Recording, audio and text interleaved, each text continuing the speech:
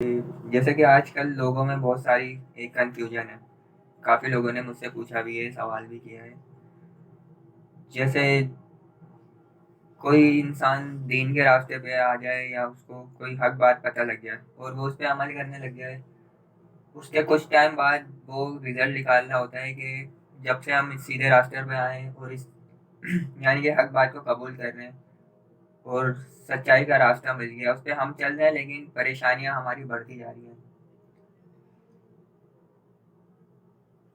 یہ سوال تمہارا صحیح سمجھ گیا میں. وہ اس طریقے سے جیسے مثال کے طور پہ آج کل جو لوگ گمراہی تھی پہلے بھی فرقہ واری سے نکل کر الگ ہوتے ہیں. ہاں, یعنی کہ ایک بات فرقہ چھوڑ کے دوسرے فرقے میں دوسرے فرقے میں جاتے ہیں یا سارے فرقے چھوڑ کے سارے جتنے بھی دربار ہیں ان سب سے ہٹ کے ایک طرف آتے ہیں. اور جو ان کی لائف میں نارمل جو پریشانی آتی ہے اوپر نیچے دن تو ہوتے رہتے ہیں. تو یہ وسوسہ آتا ہے شیطان کی طرف سے کہ یار شاید میں اس راستے پہ آ گیا ہوں تو اس وجہ سے مشکلات آ رہی ہیں. یہ خالی اس معاملے پہ نہیں ہے, کام کے لحاظ سے بھی اور جتنے بھی زندگی کے معاملات ہیں ان میں بھی ایسے وسوسے آتے ہیں. جیسے مثال کے طور پہ آپ کہیں جاب کر رہے ہو یا آپ کا کاروبار ہے, آپ دوسرا کاروبار کرتے ہو اور آپ کو لاس ہوتا ہے یا کچھ وقت کی پریشانی آتی ہے, تو آپ کے دماغ میں فوراً یہ سوچ آئے گی کہ یار شاید میرا پچھلا والا جو میں کام کر رہا تھا یا پچھلا والا جو میں کاروبار کر رہا تھا, یہ چیز کر رہا تھا, وہ شاید بہتر تھی, یا میں نے وہ چھوڑا ہے, اس کو چھوڑ کر اس طرف آیا ہوں تو اس وجہ سے میرے ساتھ یہ معاملات ہوئے. یہ ہر معاملے میں سوچ آتی ہے. اس کو اتنا کوئی دماغ پہ نہیں لینا چاہیے, لیکن یہ دینی معاملات میں مذہبی ایکٹیویٹی اور اسلام کے لحاظ سے جب یہ معاملات آتے ہیں تو انسان غور کرتا ہے.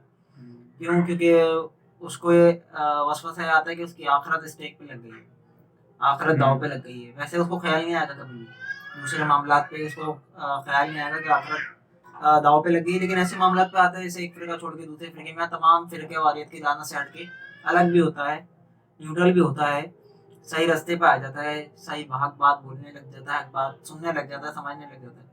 تو یہ فوراً اس کو یہ وسوسہ اٹیک کرے گا کہ یار شاید میں پیچھے جو چھوڑ کے آیا ہوں اس کی وجہ سے میرے ساتھ یہ معاملات ہیں ابھی جو میں آیا ہوں. تو یہ شیطان کی طرف سے وسوسہ ہوتا ہے, تو کوئی سیریت لینے والی بات نہیں ہے. آپ کو کیا معاملات پتہ لگے, آپ بتائیں ذرا میرے کو اس کی ڈیٹیل.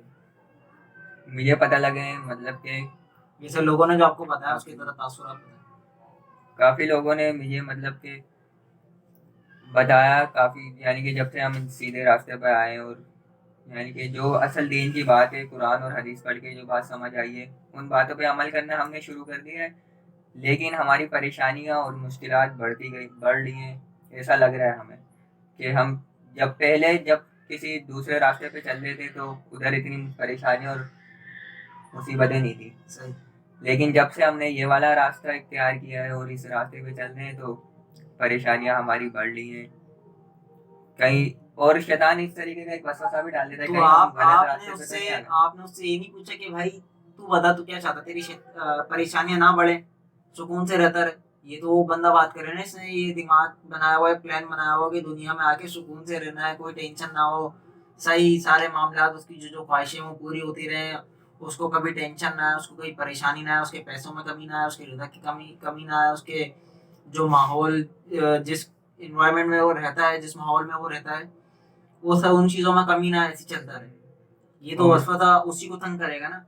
مجھے جتنے بھی لوگوں نے کہا ہے, میں نے تو تقریباً ان کو یہی بات کری ہے کہ آزمائش ہے یہ ایک طریقے سے. اللہ نے فرمایا نا قرآن میں کہ ہم ہر بندے کو آزمائیں گے کسی نہ کسی طریقے سے, تو آزمائش ہے یہ بھی.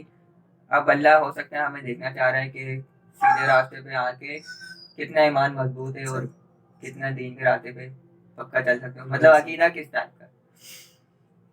بھائی یہ تو قرآن پاک میں ایک آیت بھی ہے, اس لحاظ سے بھی ہے کہ اللہ پاک فرماتا ہے کہ ہم تمہیں مال اولاد سے آزمائیں گے, مال دے کر اور اولادیں دے کر بھی آزمائیں گے, اور مال نہ دے کر اولادیں نہ دے کر بھی آزمائیں گے. اب مال سے مراد ساری چیزیں آتی ہیں. آپ کے جو مال, جو آپ کی گھر میں جو بھی چیزیں ہوتی ہیں, جتنا بھی ماحول آپ کا کریٹ ہوا ہوتا ہے, جس ماحول میں آپ رہ رہے ہوتے ہو, اور جو آپ کی انکم ہوتی ہے, پیسے اور آسائشوں سے مراد پیسوں سے لی گئی ہوئی چیزیں, وہ ساری چیزیں مال کی کیٹیگری میں آتی ہیں. ساری چیزیں اب مال سے اگر رزلٹ نکالیں تو خالی وہ لکھتے ہیں جو ہم نکلتا ہے جو ہم خالی کماتے ہیں، پیسہ جو کرنسی کی شکل میں ہمارے پاس ہوتا ہے. مال سے مراد وہ نہیں ہوتا، گھر بار بھی ہوتا ہے، آپ کی گاڑی بھی ہوتی ہے، ساری چیزیں اگر وہ کسی کی چلے جاتی ہیں، چھین جاتی ہیں، کچھ بھی ہو جاتا ہے تو وہ اللہ کی طرف سے ہوتا ہے. آپ کا اس چیز میں ایمان ہونا چاہیے کہ آپ کے نفع نقصان کا مالک اللہ ہے.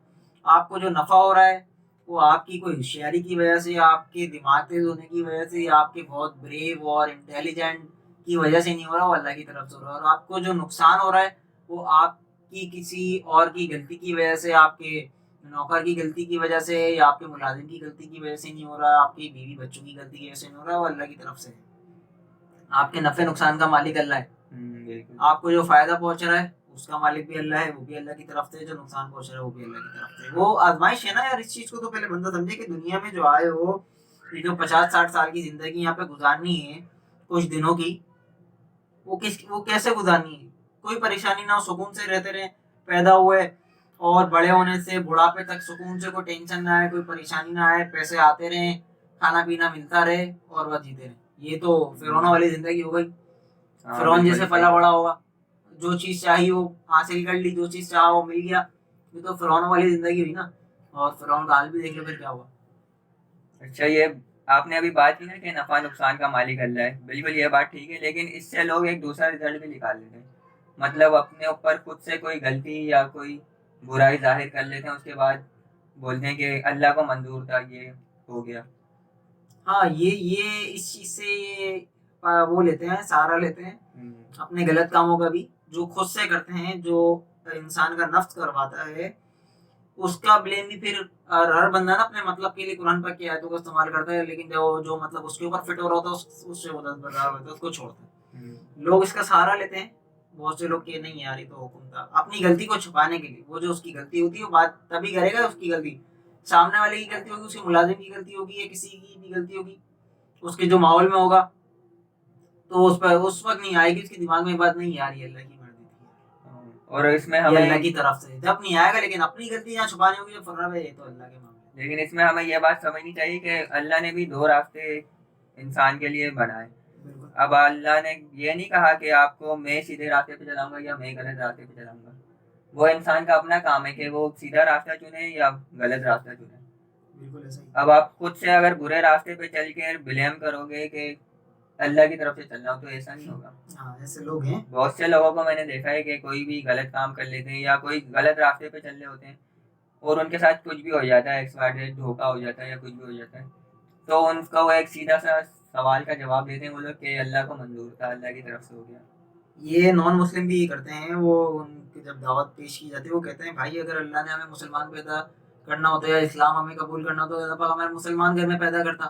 یہ تو نان مسلم بھی کرتے ہیں، سارے لوگ کرتے ہیں. دنیا کا انسان یہ شکوہ کرتا ہے اپنے اپنے ماحول کے لحاظ، اپنی اپنی بات کے لحاظ سے، اپنی اپنی جو اس کی سچویشن ہوتی ہے اس کے لحاظ سے وہ یہ بات کرتا ہے ہر بندہ. نان مسلم بھی کہتے ہیں کہ اگر ہم مسلمان ہونا ہی ہوتا ہمیں تو ہم مسلمان، اللہ پاک ہمیں مسلمان گھر میں پیدا کرتے. اگر آپ ہی کہتے ہو کہ ہر کام اللہ کی مرضی سے، تو یہ انسان اپنی غلطی کو چھپانے کے لیے استعمال کرتا ہے. لیکن ایسا نہیں ہے. یہ آپ کی بات کو ذرا اور واضح کر دوں کہ دو راستوں والی، کہ بھائی